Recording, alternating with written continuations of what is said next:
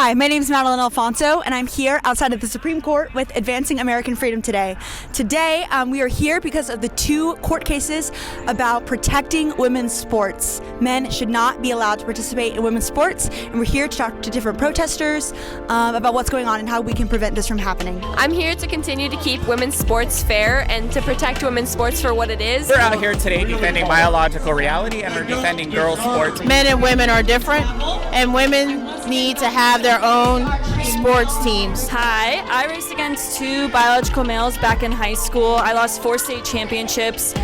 Me and my other two co-plaintiffs, Selena and Alana, were one of the first cases to be filed, and we're here to protect women's sports. My senior year of high school, I was going to be forced to run the 400 meter against a man, and I ended up having to run the 4x4 at state against his team. And I also played a soccer game against a male in a tournament. And I have friends who have girls who are competing in sports right now, and I feel very compassionate that they should be able to continue to compete without having to compete with men. Knowing that the end result of the race or the game is already decided before I even start is the ultimate defeating factor in all of this. Men are bigger, stronger, faster, so in sports that are either combat or contact, it's incredibly dangerous. In some sports, it's not dangerous. Track and field is just not fair, and we bust our butts. I train 10 hours a day. As a boy, you're not a girl. Stay out of girls' sports. Stay out of girls' spaces. As we're outside of the Supreme Court today, what are you hoping will happen? What do you think the court will decide about these two cases?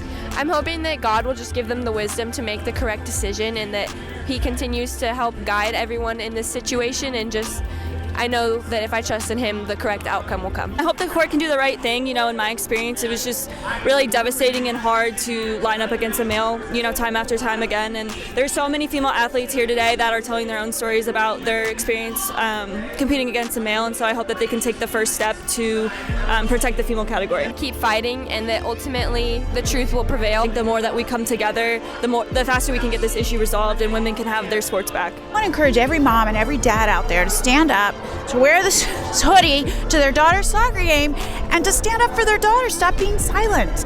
This is our fight. Women came before us to make sure that we had the opportunity for these things, and we're not going to give up.